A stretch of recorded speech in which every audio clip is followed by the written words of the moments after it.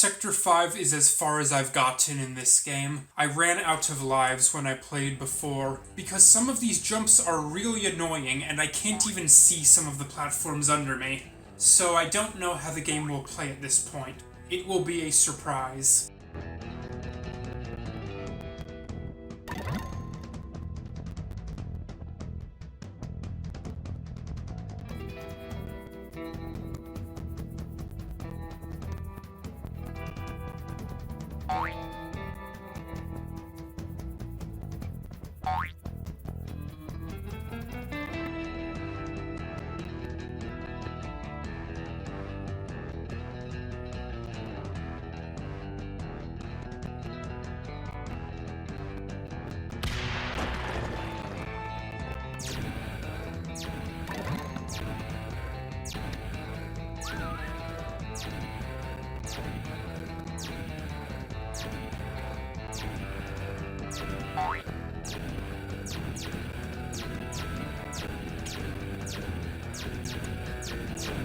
Pew pew pew!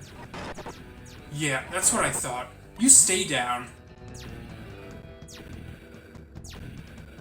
Look at this. Private's body is blocking me from dropping through the platform.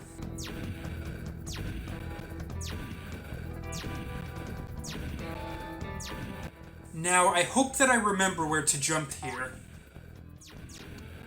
Oh, that was close.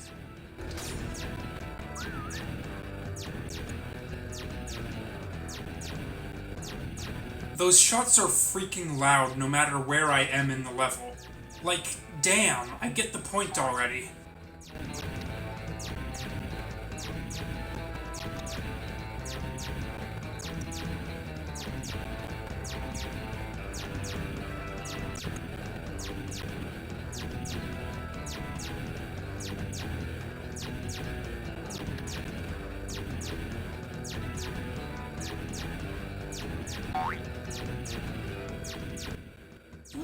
What the hell was that?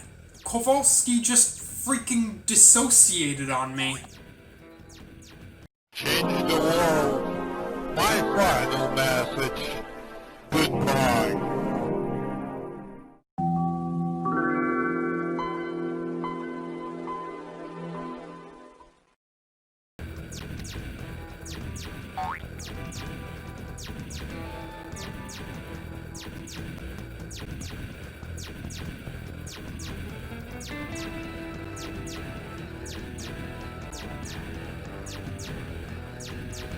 So, this game released way back in 2009. Later that year, Nick.com put on a big tournament to decide the best game of the year. There was a big bracket of all of the contenders, and the kids on the site would cast their votes, in a way, for their preferred game, one round after another. For whatever reason, I remember that I really wanted this particular game to win the tournament. It didn't win, but it got up to the final 2 games. The winner was one of those SpongeBob games. It's called Fiery Tracks of Fury. I'll probably do a playthrough sometime. Anyway, Nick didn't set up a conventional polling system for each matchup in the bracket. It wasn't like, let's say, there was a list of all of the different games and I would click on the one that I preferred for each matchup. And it was limited to 1 vote per matchup per IP address. No. Nick actually determined the winner based on how many users played each game. So each matchup would be open for a few days, and whichever one got more plays in that interval would move on. This tournament was a great way to get the kids excited, and to get them to spend a lot of time on the website to represent their favorite game. But you have to recognize that this system is fundamentally unfair. It gives a big advantage to shorter games. By the standards of Nickelodeon Flash games, Pollution Solution is pretty long. It takes about 40 minutes to complete. Fiery Tracks of Fury is much more of a fast-paced game. A kid could reasonably play it 10 times in 40 minutes. So I realized that my game probably wasn't going to win, but I was persistent. I played this game over and over throughout the whole few weeks of the tournament to push the vote in my favor. And I didn't complete the game once in that time, because the game is very buggy, and I was a 9-year-old with a short attention span. Looking at it now, I don't even like this game very much. but I think that it's quite incredible that I and other like-minded gamers brought it all of the way to the final round of the Game of the Year tournament with that huge disadvantage.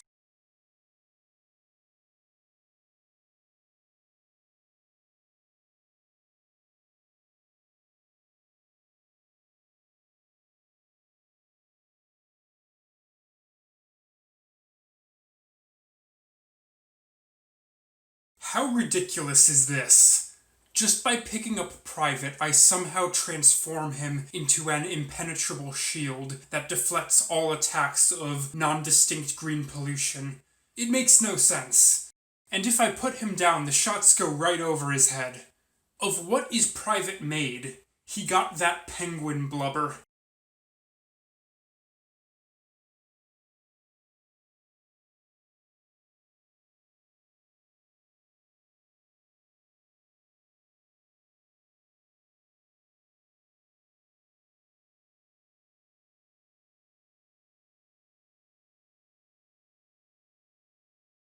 Yeah, I know what to do by now. This is getting tedious.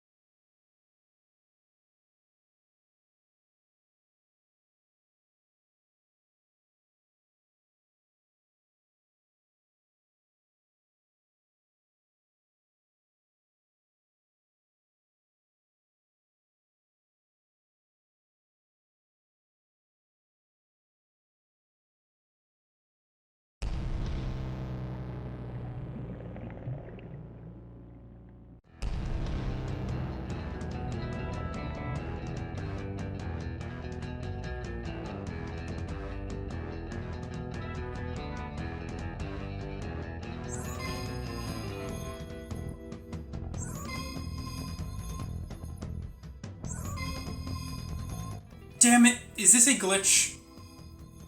Good. For a moment, I thought that I had gotten stuck in a loop. I wouldn't put it past this game.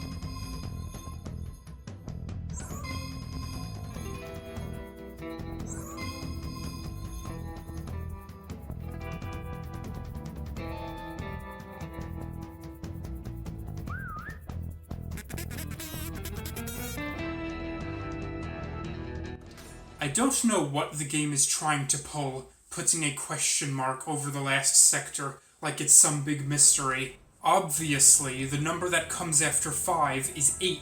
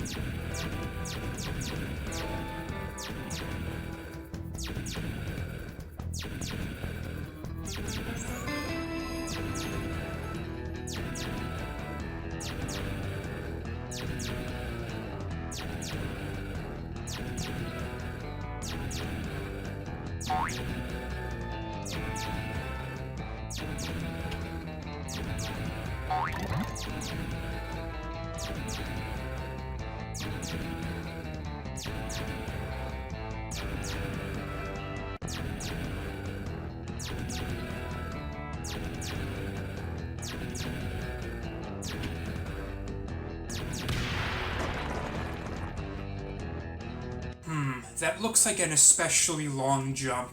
I'm going to use Kowalski just to be safe.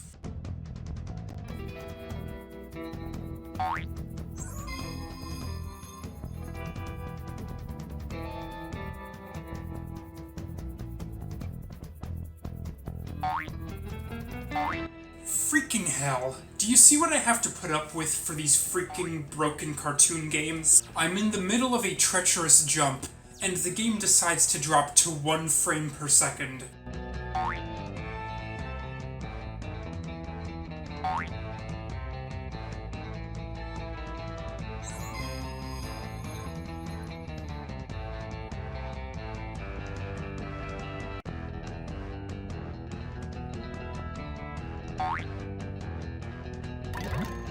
Oh, I didn't even see that on my first time through.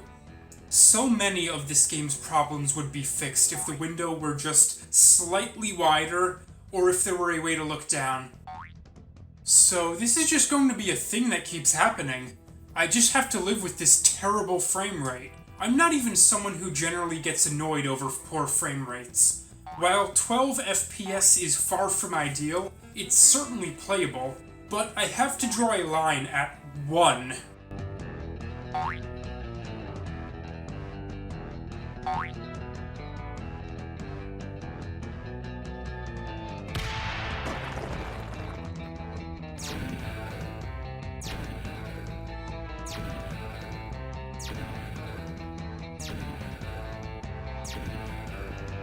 So I'm not going that way just yet.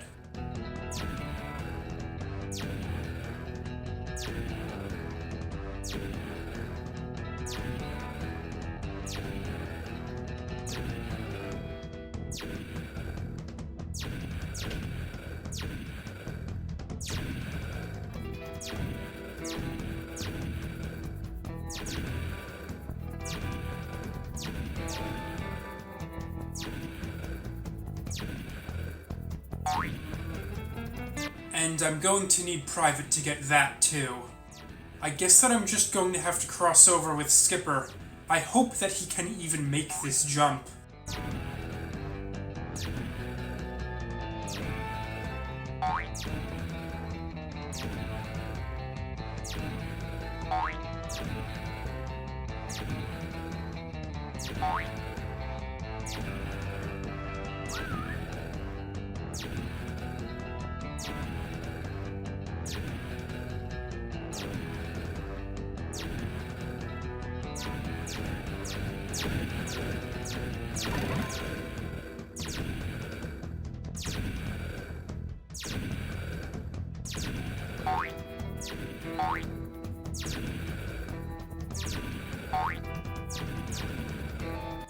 Whoa, how'd that get through?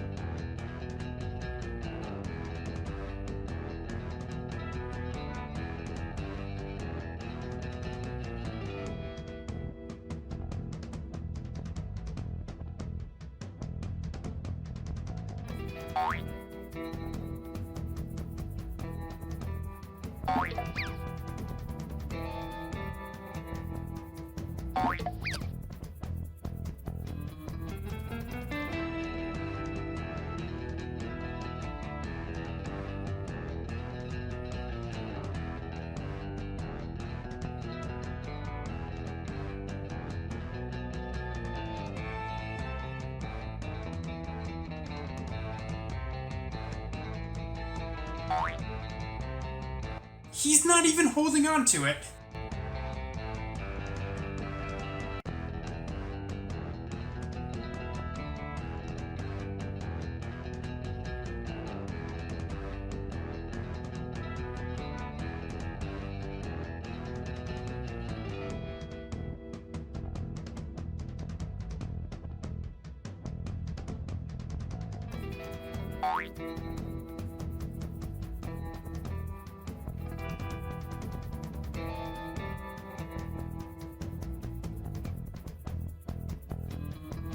Alright, there must be some way to remove these barrels without killing Private.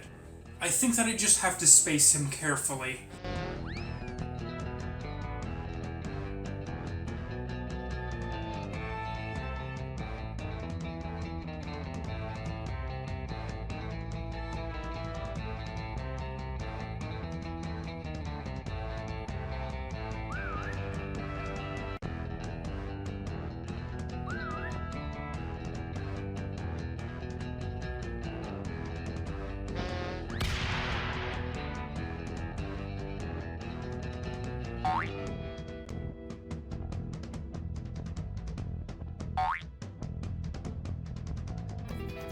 No idea how far I'm supposed to jump from here, but it's probably safe to jump all of the way.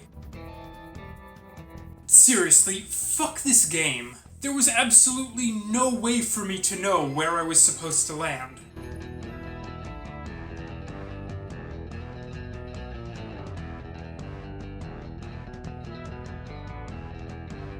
Nope, that barrier is still up. I was hoping that one of those buttons would have disabled it and given me access to a slightly more reasonable path. Given the frame rate and all, that would be fair.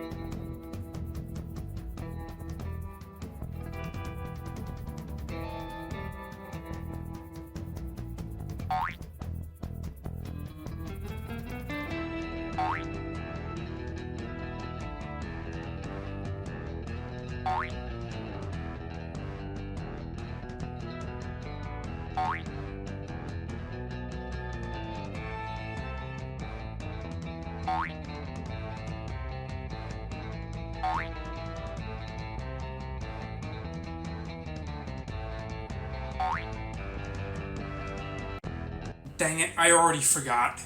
It takes so long to get back to where I was that I lost my mental orientation of where the platform is. That one is on me.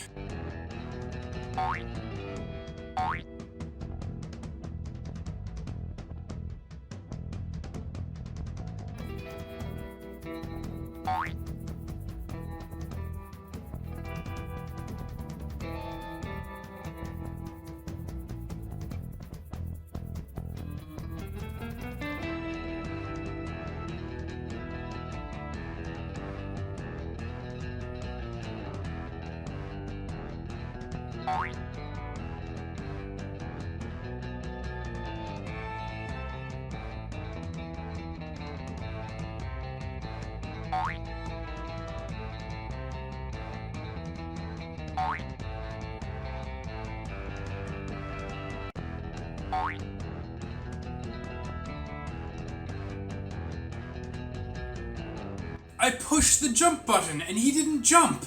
I hate this game!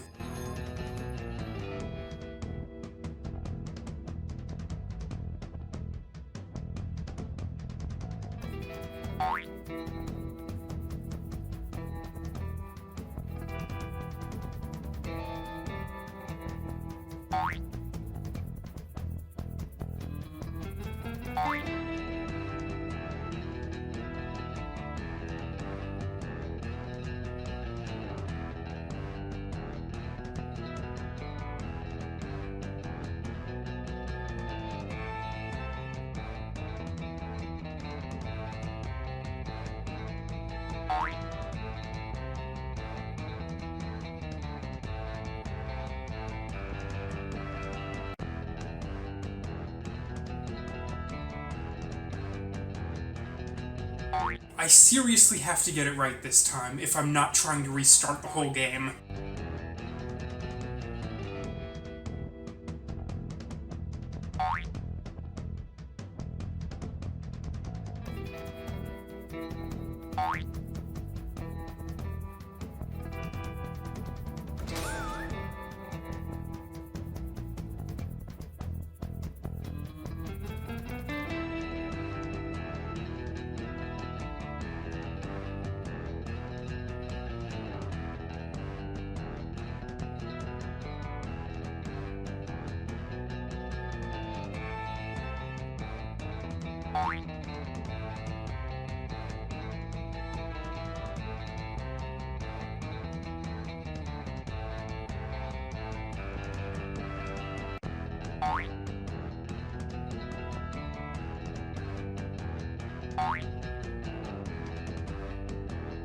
That was way too close. Freaking finally.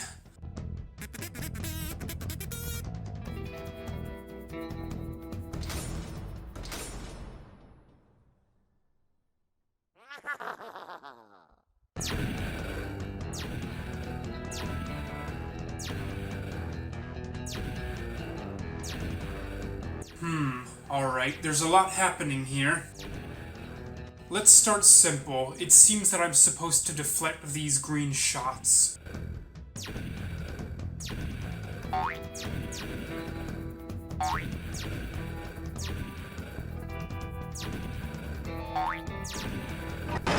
Cool, one down.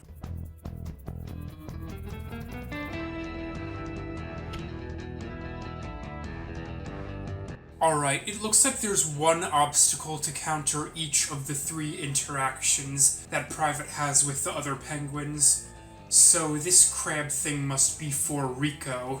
Why it's a crab, I don't know. This game's art direction is all over the place, and generally ugly as hell.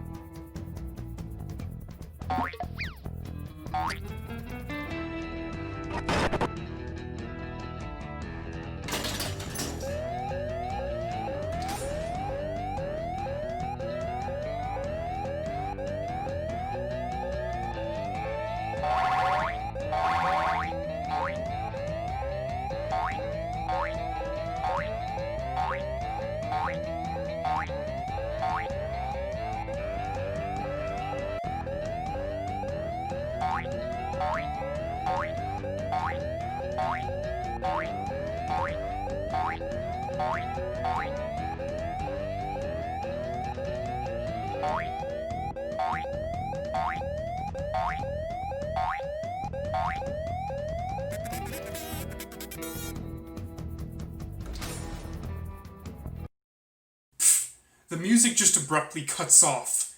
No victory jingle or anything. So, that's the game. It's kinda way more broken than how I vaguely remembered it. Yes, I surely wasted a lot of hours trying to promote this one to Game of the Year. So, when I was playing the game early on, I didn't understand how to use Private to deflect the shots. I discovered it by accident in this level. But I can actually get remarkably far into the game without ever having to use that ability. In many areas, I can just jump around the shots and take damage as necessary. This is a clip from an earlier practice playthrough. I don't even need the shield to get past this robot because it has a safe zone. I've found that if I stand in this corner, it won't bother me. By the way, this game has so many game-breaking bugs. I had to restart the game so many times to even get halfway through. In Sector 2, there's this area where I would push the robot against these barrels. As I've mentioned, with Rico, it's possible for him to get stuck on top of a robot. This is an especially common occurrence if the robot is next to a barrel, with a small space in between. If I land in this general area during a jump, I'm completely screwed. I can't walk off of the robot or jump, because the game still thinks that Rico is falling. I can't even switch to another character to nudge the barrel away, because the game doesn't allow me to switch characters in mid-air. So there's no way to get out of this state. I just have to quit and restart the game completely. Now, the developers probably didn't intend for me to push that robot into that specific position where that outcome can happen. The preferred course is for me to use Private to defeat the robot. That doesn't matter though. The simple fact is that there should not exist any possible condition that renders the game completely unplayable. The developers should account for all possible ways that the player might interact with the environment. This is a mark of extremely careless game design. I'm thinking that not even a single person tested this game, because any amount of testing would have uncovered such a huge flaw. For this bug to manifest, I don't even have to do anything that the developers wouldn't have intended.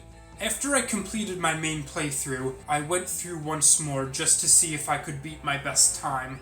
This is something that happened to me right before the final boss. Look, I'm clearing the barrels, as one would expect. One of the barrels landed at a diagonal angle, but I don't know of any reason why that should be a problem. I can just jump on it, right? Well, I found out that I can even get stuck on an inclined surface. It doesn't even have to be between two objects like a barrel and a robot.